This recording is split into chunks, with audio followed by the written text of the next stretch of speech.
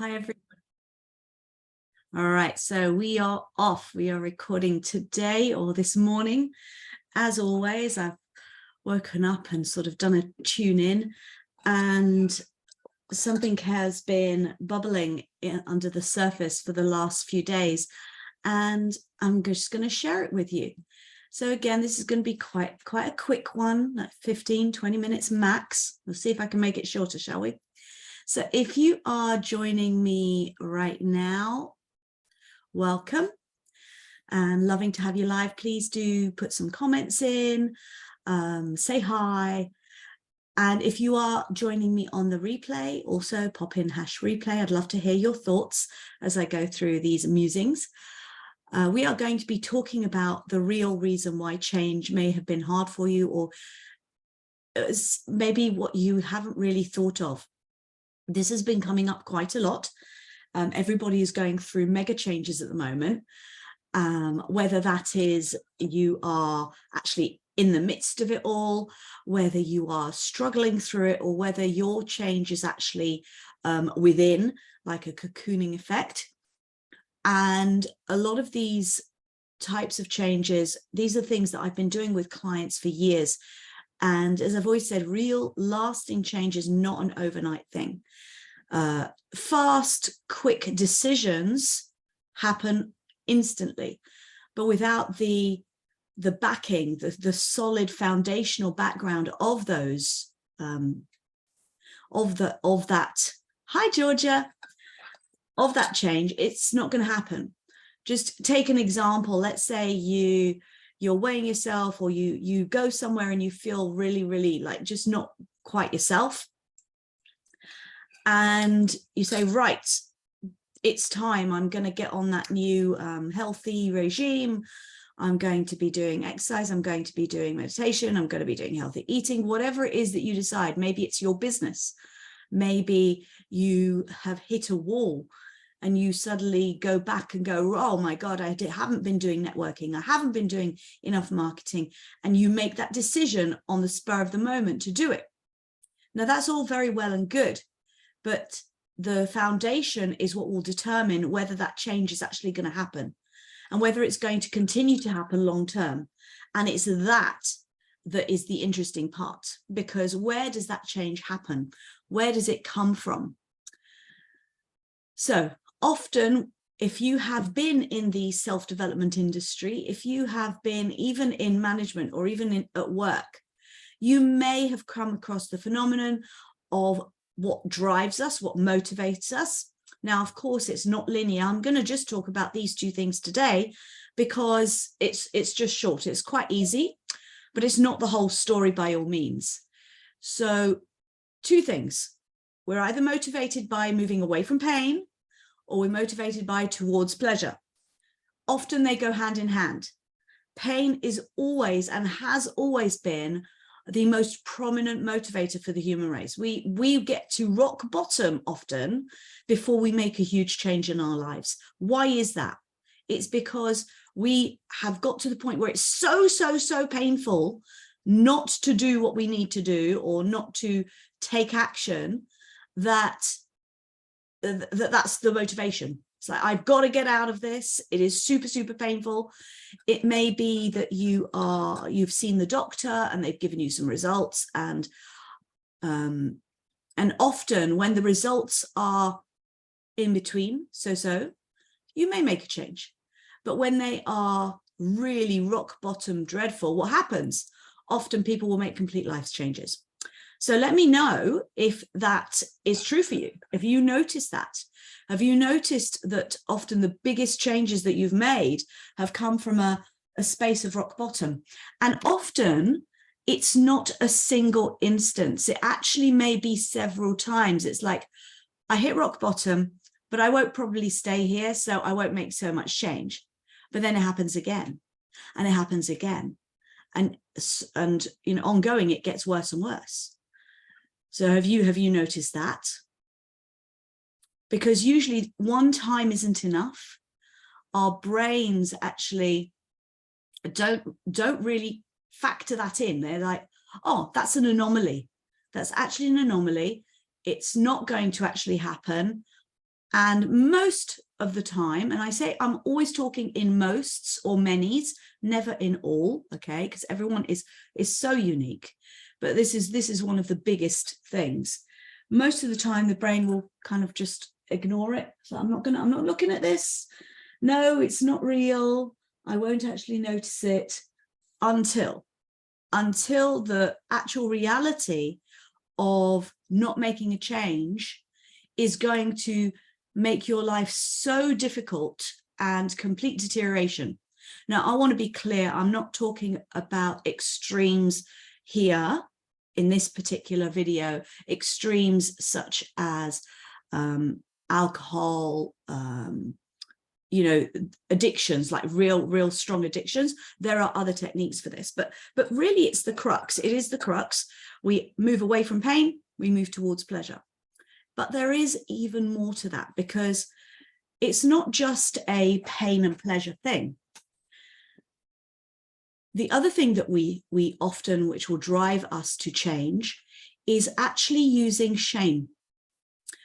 And whether it's shame from external, so someone says something to us. So for example, you are in a family gathering, and thank you so much. You're in a family gathering, and you know, someone in your family sees you taking a big slice of pizza, and they say to you, "Oh, do you really think you should be doing that?"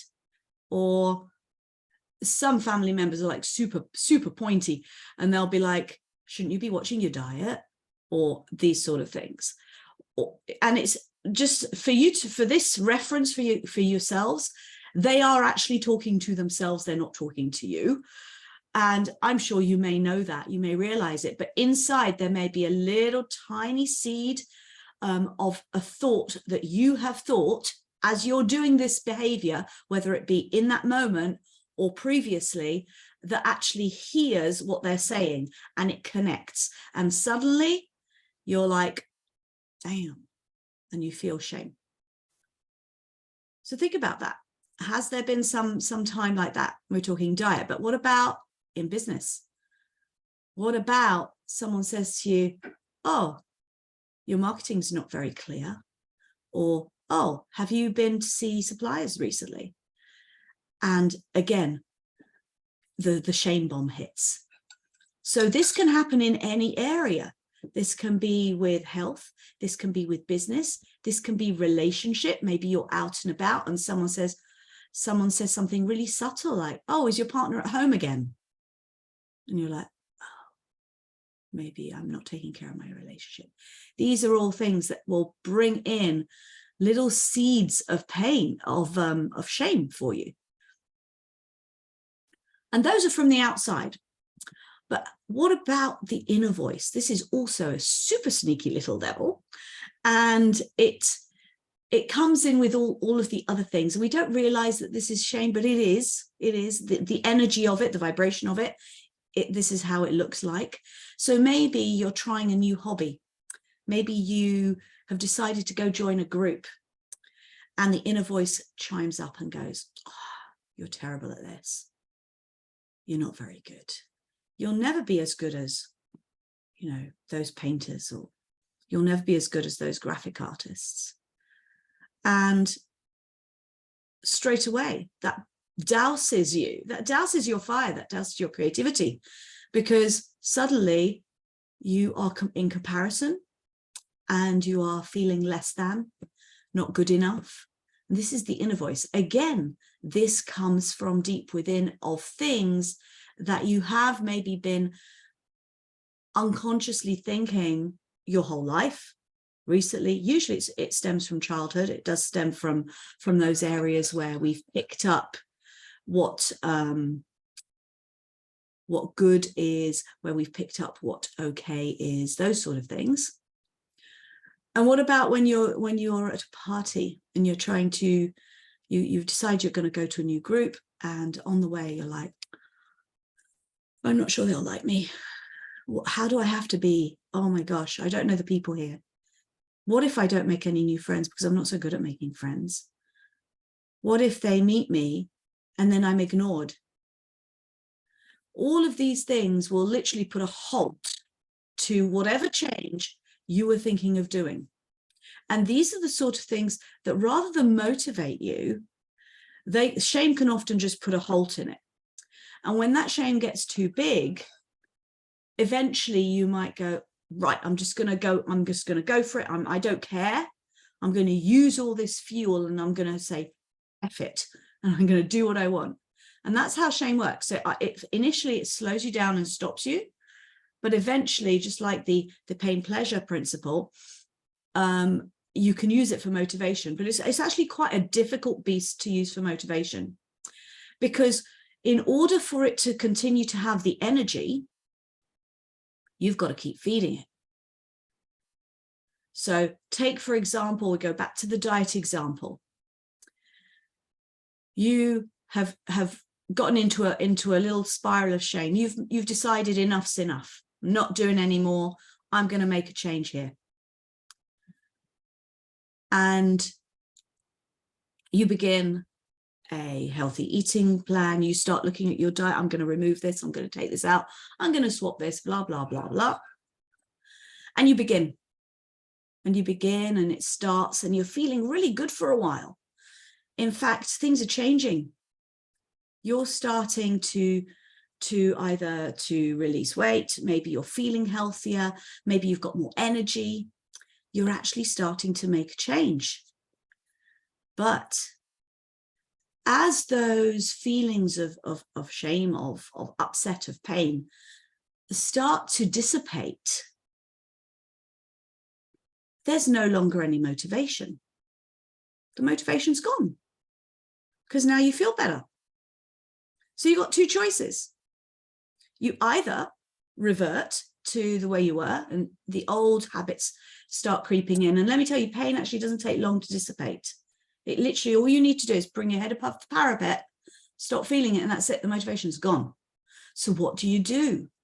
What do you do? You're either going to give up, or number two, you're going to ladle more pain on. So you go to the mirror. You look at your food choices. You say, oh my God, how could you have even been thinking of that? You're dreadful. Look at that terrible food you've eaten. Or you eat something and you're like, why did I eat that? That's awful. You're so bad. And you start berating yourself. Why are you doing that? Why? Because the seed that began the change needs to germinate in order to continue the change. So the only way to germinate it is to pour more fuel. What was the fuel? What was the original fuel? Shame, pain, guilt. So you've got to pour more on. And what you end up doing is you end up eventually, hopefully, if you've been doing that pattern, hopefully you'll end up with a change.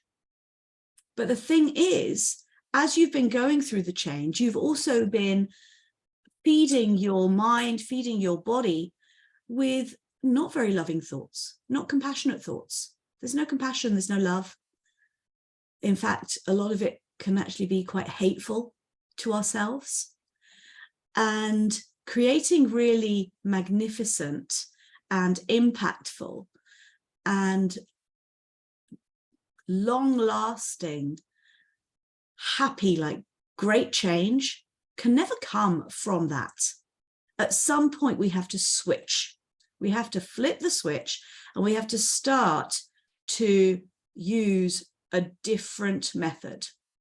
So you've also heard this called the carrot and the stick.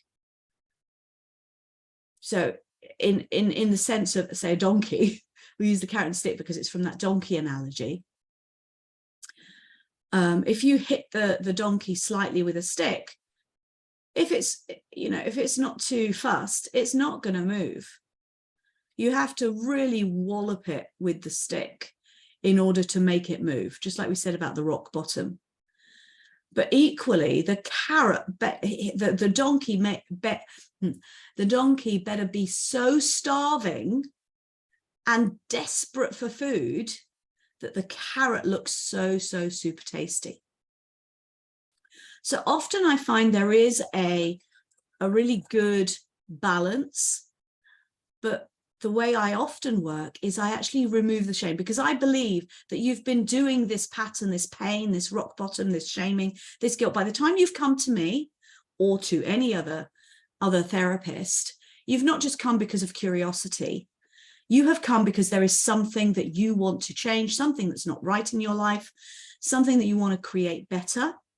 You may be in that on that knife edge of, do I continue to use immense pain, or do I start bringing the carrot in? Do I start bringing in a vision? I start bringing in a feeling of how life would be if I made a change. What if I did that? And maybe you don't even realize that that's what you're trying to do. So often clients will come to someone like me who can actually unpick the guilt and the shame and all of these pain points, and then doing that, I'm just checking on the comments. Okay, so doing that, we then switch to actually going into self-compassion, going into a space where you feel better, where you love yourself so much that it would be unthinkable not to do this for you. But that is gradual, because it's not something that we've been used to doing. It's not something that is often talked about. Even in religious circles, often the motivation to be good, and I put that in inverted commas because it's, that's a bit tenuous in itself, but the push to be good is because you will be punished if you're not. So look at it that way. You live a good life because otherwise you'll be punished, not because for the sake of living a good life. So think about that. Where does that drive for you come from? When you're doing great things with yourself, where is that drive? Is it because you were told that this is the great thing to do, the good thing? Is it because you're in a religious environment where you are good, otherwise you're punished? Is it because you're fearful of what might happen externally from others if you don't? What if you did the things that are good for you just because?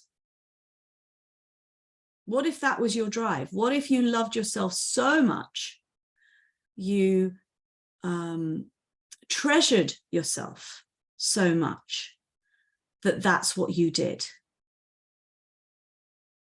I mean, I even want to go into intolerances and things like that here, because often dietary change, and I talk about diet because it's just an easy topic, but this will also apply in business. We stop having things that are bad for us, that don't work with us, because of the intolerance, when actually there are certain things that are just never going to be great. There are some things that are just not good for any human bodies, and yet we wait until it's done the damage within us before we possibly make a change.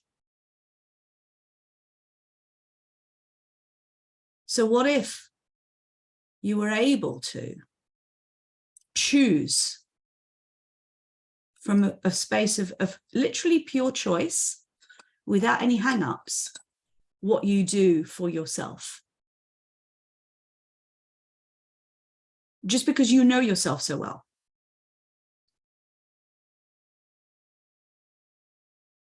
And this has come up for me recently because I've been doing some dodgy things. And I'm like, oh, hang on a second. I so know that this is not good for me, and yet I'm doing that. I haven't exercised properly for a long time. I know that's not good for me. I'm hypermobile. Without exercise, my body literally hurts. But I haven't been doing that. Why? Because there was no pain there. The pain in my life was a reminder to do these things, to keep going. Now, I don't want to bring more pain. Because initially starting back up into training is going to be painful. I'm already in a bit of pain. I don't want more pain. So what do? I have to take myself to a space where I love this body so much that I'm going to give it what it needs, and I'm going to find a way to do it that is not abusive, painful. I'm not going to look at it and go, oh my God, you're so flabby, or, oh, what's this? And I know a lot of you will resonate with some of these things. Same with my marketing, same with my business. I've been comfortable. But equally, I'm not about to step back into the old methods, which did not work for me, which made me feel so out of sorts that I couldn't deliver this channel message, for example, for you today. If I go back to how it was, say, for maybe 3-4 years ago, I couldn't have got online like this in front of you without having curled my hair, put makeup on, earring, all the glam stuff, so that you can see me as this glamorous, put together, you know, woo-woo spiritual person. That's what I had taken on from the outside, was the only way to deliver a decent message, or the only way to actually share with people. So today, this is bedhead, straight out of bed. I've got my hot chocolate. I've just woken up and I've literally put a jumper over my vest because I'm not going to come on naked. I've got nude vest, so I'm not doing that. But, you know, I've just literally just slung a jumper on. No jewelry, no makeup, nothing. Why? Because I know myself, and I know that it's more important for me to share this with you. So I would love to hear, and again, if you're watching on replay, I'd love you to talk to me. Tell me what resonates. Tell me if you disagree. Tell me if when you do agree. Give me some feedback. That'll be wonderful. And in the meanwhile, I'm just going to give you some really practical things that you can begin by doing to actually start to identify. So I'm going to give you 4 things that you can do daily, really simple ones, to begin to firstly identify, but also to start to work from the space of love, because I know that you know how to do the stick. The world knows how to do the stick. We are trained, ingrained, entrained in the stick.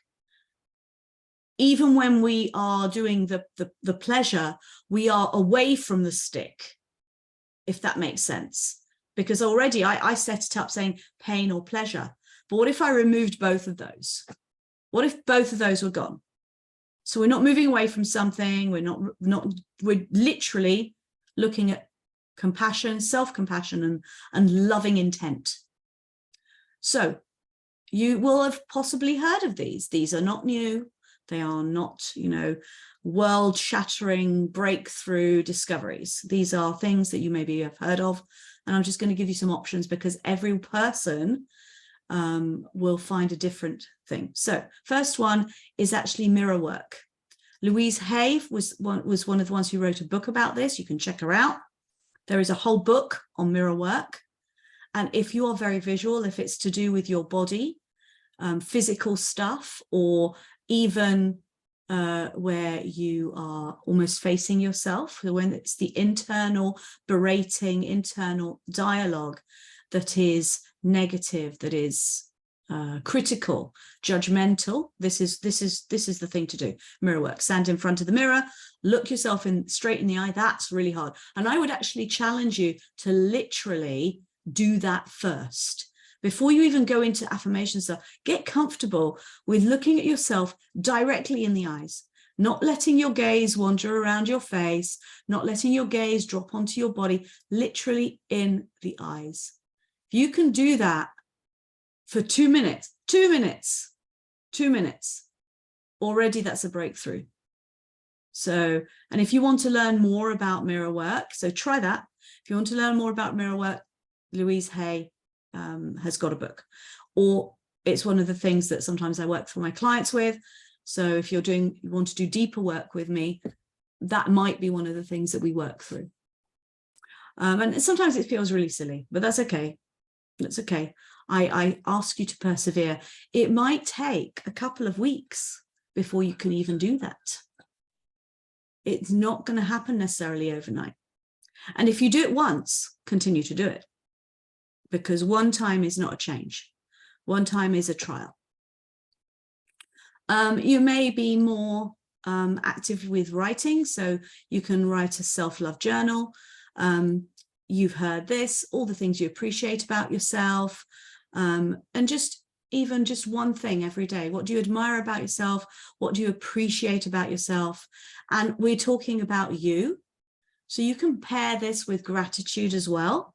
But it's really important that you talk about yourself in that positive way also, as all the things on the outside that you are grateful for. Even the grateful for love and joy and all of that. I'm actually asking you to talk about yourself. I really appreciate that I am brave enough to get online and talk about this stuff even when no one's listening.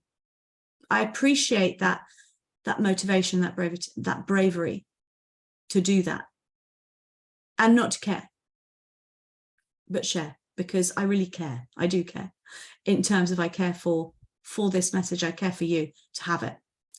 Engage in things that are caring for you. Now, that may be completely different for each person. So, you've got the typical, bubble baths, walks, but maybe caring for you is creating a magnificent, healthy feast. Maybe caring for you is going to meet a friend and having a nice sit down and chat. Maybe caring for you is taking yourself off to a music concert. It can be anything. It's not selfish. And then one adjunct I'd add to this, most of you know that I study human design, and that's one of the things I do with my clients. It's something called pure aura time. And I'm not going to go into the depths of human design, but there are types, and there are energy types, and there are methods. But for every single type, however the aura interacts with the world, having some time, and again, you may start with 10 minutes, 15 minutes, start short and increase it, where there is no input. No input. So that means you're not reading a book, you're not listening to music, you're not reading, because the self-development industry has gone mad. If you haven't if you're not being productive in every minute of your day, you're a failure, according to self-development junkies. It's like even when you're doing nothing, there needs to be a purpose for nothing. This is literally removing every single space of thinking. So no TV. And you can be inside or outside, but you're literally just sitting. You maybe are taking in your surroundings, but you are literally sitting. Nothing. Not even sitting there drinking a drink. That's mindfulness. It's not aura time, it's mindfulness. So again, this is different. What this does, it actually realigns, resets the way your energetic aura body reacts with the outside world. It brings the nervous system back into balance, begins to allow it to be back into balance without force. So we're not going to be doing breathing exercises to bring it back. We are allowing it to come back of its own accord because there's no input. This world is full of input. I am input. So aura time, 10, 15 minutes. That's another self-care act. And then lastly, you've heard this. We are the sum total of the 5 people we spend most of our time with. If you are spending time with people who are criticizing, judging, even debating, constant debates where it's not a true free flow of interaction. And when you leave this is my test. Spend your time with positive people. That's the message. And this is my test. When I leave those people, Do I feel really good? Or do I want to go and indulge in a tub of ice cream because I'm drained? I need sugar. I need comfort. What do you do when you leave those people? Do you need to go to sleep? Are you tired? Do you need to switch the TV on? Positivity is not necessarily the happy, happy, ha, ha, ha. It's how you feel when you are with people. So that can be shared interests. But yeah, this is also something that we get addicted to. We get addicted to gossip. We get addicted to judgment. We get addicted to criticism, because when we're doing it about others, we don't have to look at ourselves. So when you're in a group and you are talking about the woes of the world, you don't have to look within. It's easy. You also get the chance to feel like you're right, which is something that our ego really, really loves, to think that we're right. So that's the last one. Surround yourself in positivity. That does not mean ignore everything else that's going around you, please. It is about your perception.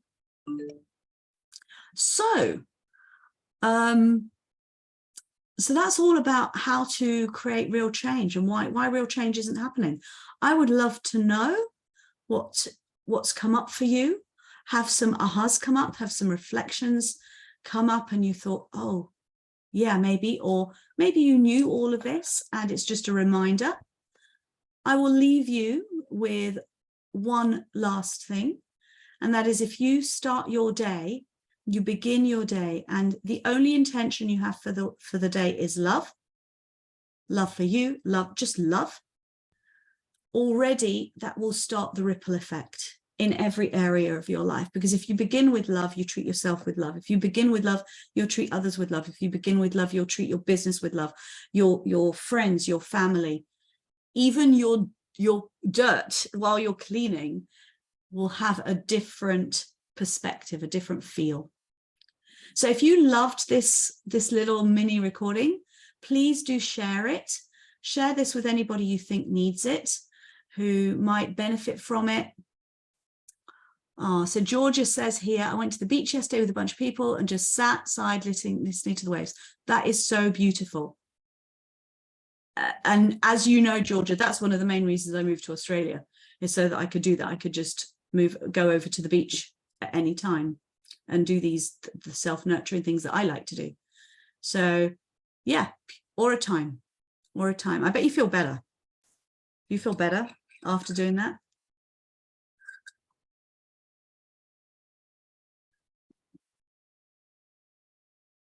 So yeah, please do share this. Yeah, such a mood. And it's fun as well, especially when you go with people. It's, even if you're not doing like loud, raucous things, but it's fun.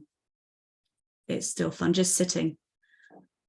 That's something which I am missing right here. I haven't yet created that core group of friends here. And that's something that's being worked on regularly, along with my aura time.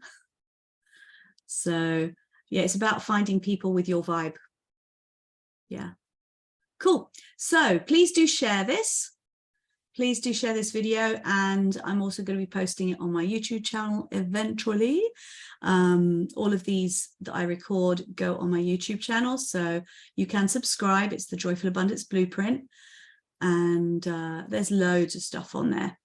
And I actually am in the process of putting playlists together, so it's a little bit more organized. So thank you for listening. I have been Shirley Joy Joffe, and if any of this resonated so deeply that you actually do feel like you want to do some deeper work, this is the type of work that I do. It's one of the elements, but it literally is transformation is what I do. So if you feel that it's something you'd like to look into, then drop me a message, or you can email me at connect@shirleyjoffe.com. That's connect@shirleyjoffe.com. And if you're on Facebook, if you're watching this on Facebook, at the very top of my profile page, you can click on the book a call or appointment, and you can get a complimentary 20-minute. We will discuss if it's the right space for you. And the appointment is Calling in Joyful Abundance, a consultation. And it is free, complimentary, so please do that. And I will see you later. I hope you have a good day, evening, whatever time zone you're in. And I will see you all soon. Bye.